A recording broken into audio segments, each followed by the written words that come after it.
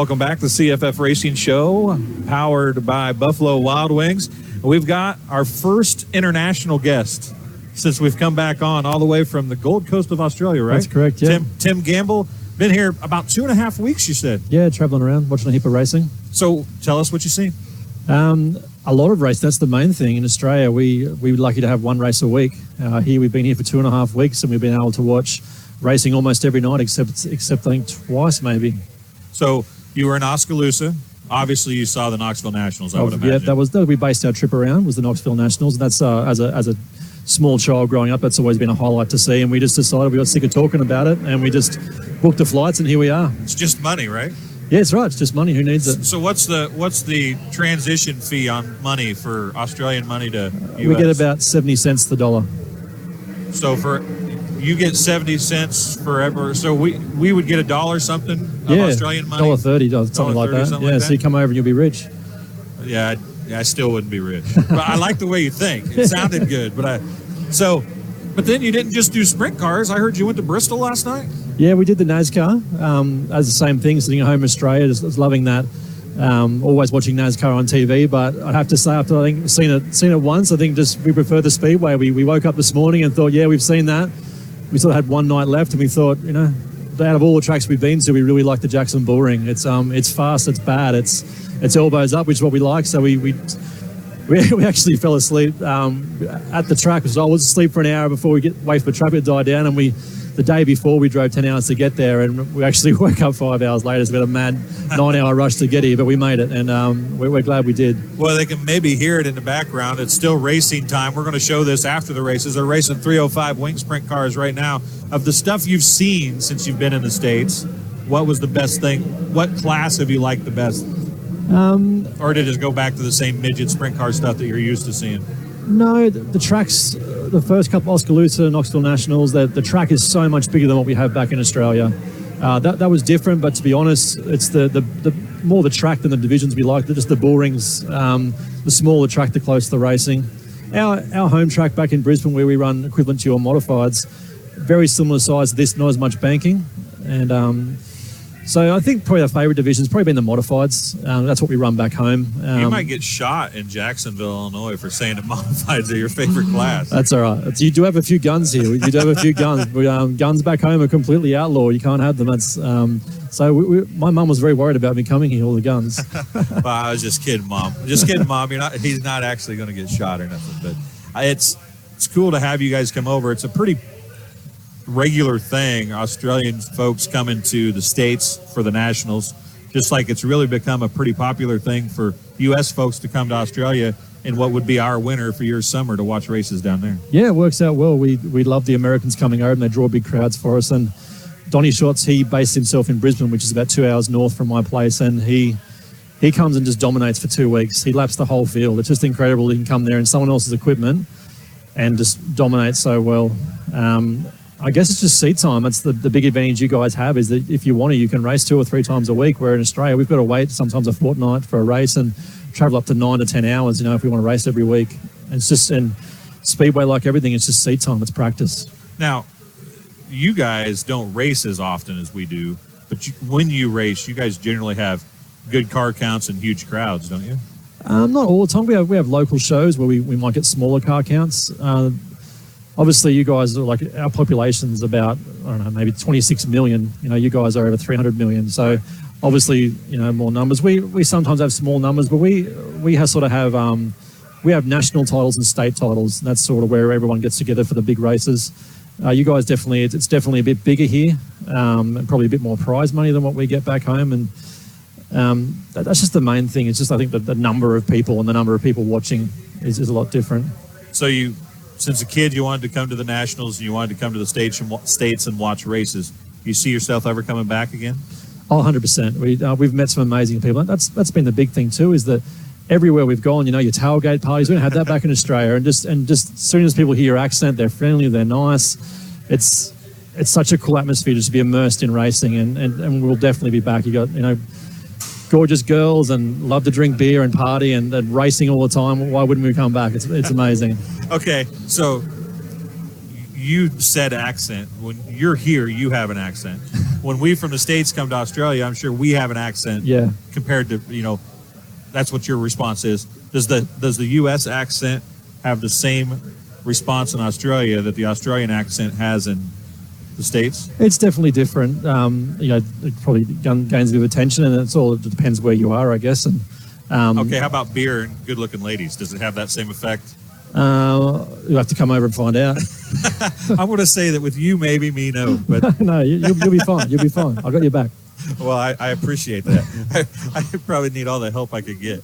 But I'll tell you what, if you want to see good-looking women and drink a lot of beer, the Nationals in that week is a good week to do it, isn't it? It was just unreal. We landed. We met some amazing people with us. We had friends already over here done it before, and we just sort of jumped in with that group of friends. We had a lady called Laura who's just looked after us. She's sprint car mad, and we got there and she found us, set us up, and just saved seats for all the tracks.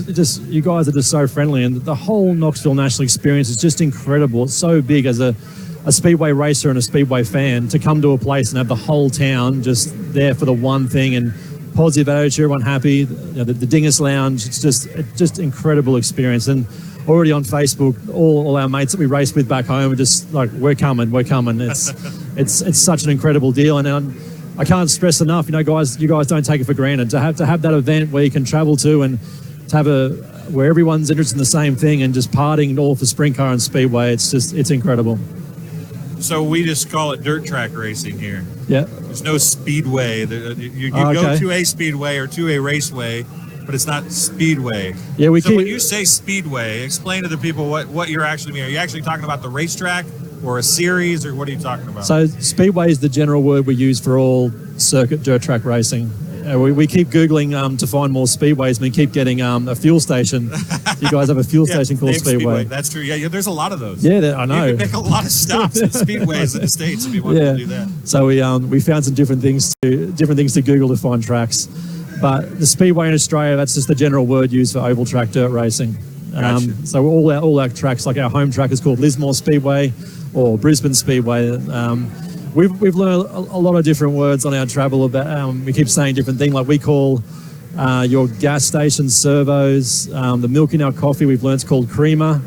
What do you call it? Just milk. Milk? Well, some people do call it just milk. Yeah. There's actually people who put milk in coffee. Okay. And then there's people who put creamer in coffee. What's the difference?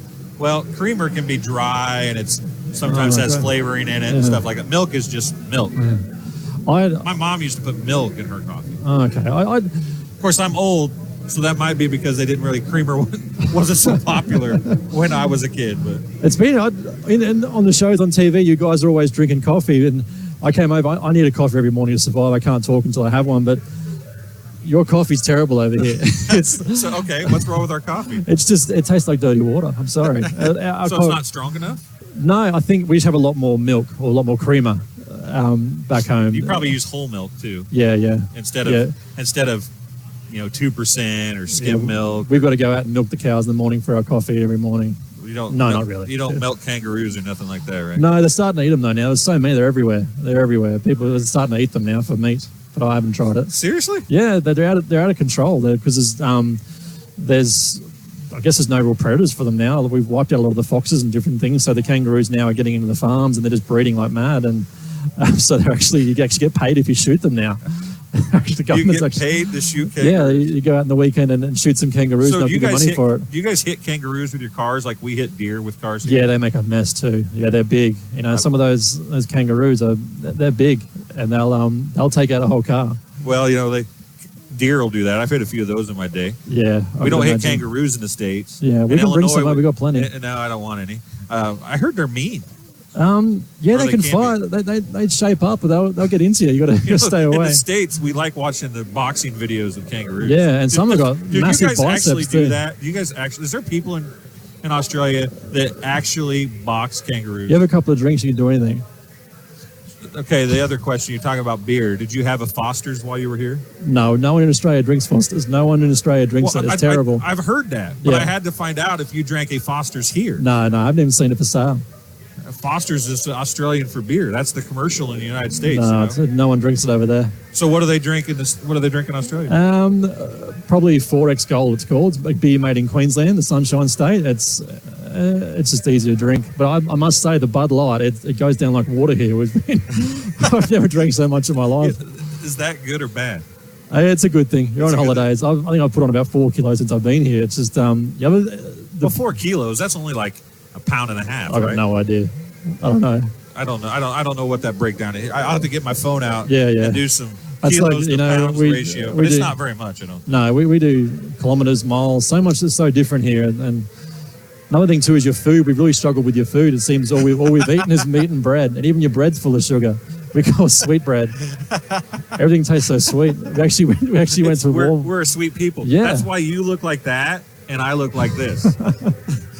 We went to about 6 days in. We just woke up, looked at each other, and went straight to Walmart and just bought as many vegetables as we could, and just boiled them up, and we just sat there and ate vegetables for a day. I will admit that unless you go to a relatively decent end or middle to high end restaurant, it's hard to get food that isn't junk. Yeah.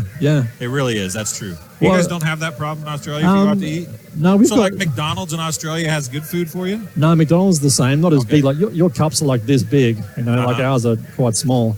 Your servings are all bigger. But we have a lot of affordable, really nice food and smaller servings and a lot of options. But I'm not complaining. We've had a ball here. It's been absolutely incredible. And I'm okay with meat and cheese and burgers. That's fine. I'm not going to lie. I've always wanted to go to Australia.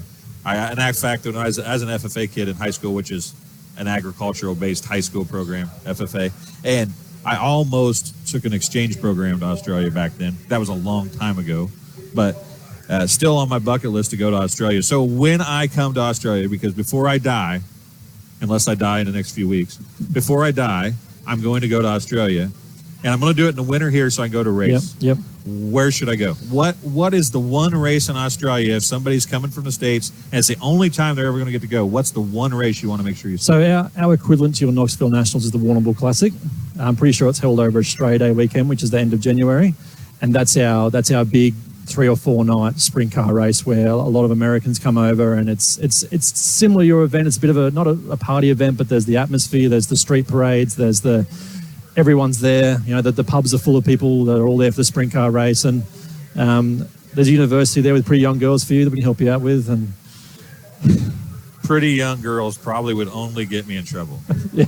You guys get like whipped and stuff over there, right? Do they still do that whipping thing that one kid got arrested for 10 years ago or so? I had no idea. I was at a Bucks party a couple of weeks ago, or actually a year ago now, but it was pretty wild.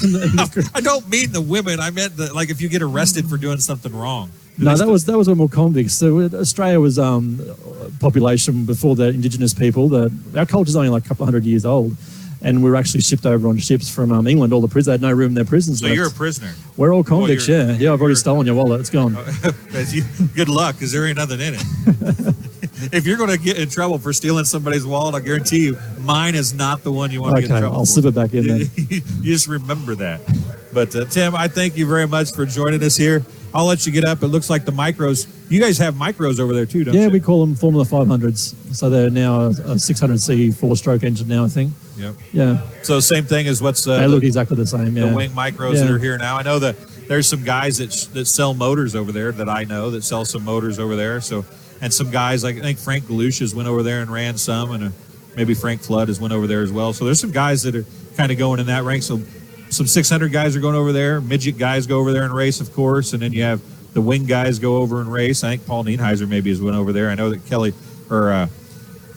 Cody Kinzers went over there. Donnie Schatz has went over there. Some guys like that, Brad Loyette in the past. And do you guys look forward to those guys coming? Oh, definitely. It's as a Speedway fan, it's even as a racer, to be on the same card as Rico Abreu when he came over and raced the midget there. The race I was talking about before, the Warrnambool Classic, I think Kyle Larson came over just before he got big, and they said, you'll never see this kid here again. He's going to be something special. And he was only, I think, really young then, just sort of getting a name for himself. But we love it when you guys come over and race and we draw the crowds. I think some of the best racing I've seen in Australia is when your midget guys come over. That sort of crew come over. They do a series with the New Zealand guys. Pickens comes over and then you bring over your guys. And our tracks, a lot of them are showgrounds. So a lot of them don't have the long straights, a lot of them, sort of quite round.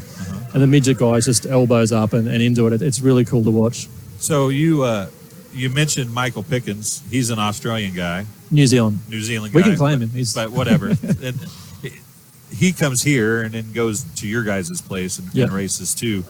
So do you guys kind of look at him as a closer to what you guys have than the States guys? Or yeah, he's close at home. Yeah, we'd support him over you guys. Yeah. Well, I was just checking. I mean, I thought surely you would. But, yeah. You know, the sprint car guys. There's been a lot of sprint car guys that spend summers or end up moving here to Knoxville area to have it there. Yeah.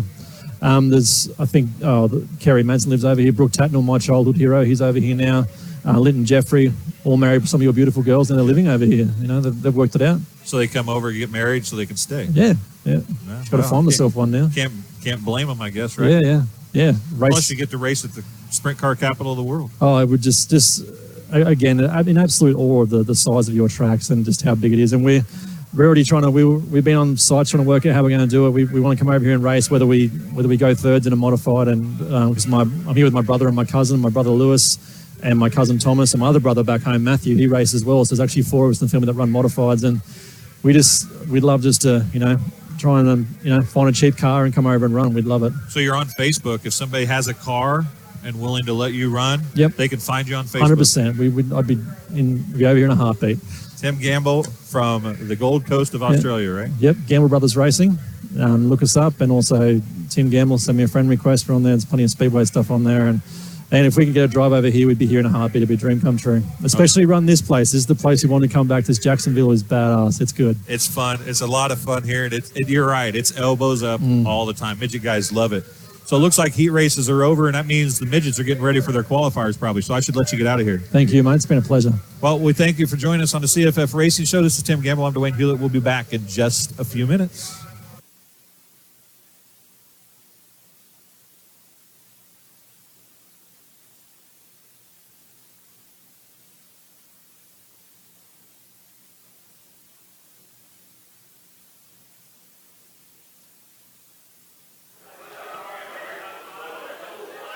All right, that's going to do it for tonight from Jacksonville Speedway, the Jacksonville Midget Championships. Zeb Wise picks up the $3,000 win, $1,000 win that she gave back to Holly Holland, her first midget win on the national level. Zach Dahm picked up a 410 feature win as well. So good night of racing here at Jacksonville, Illinois. I want to thank everybody that talked to us tonight, the pre-race show. We had Zach Dahm, Joe B. Miller, and Corey Wyant on the show.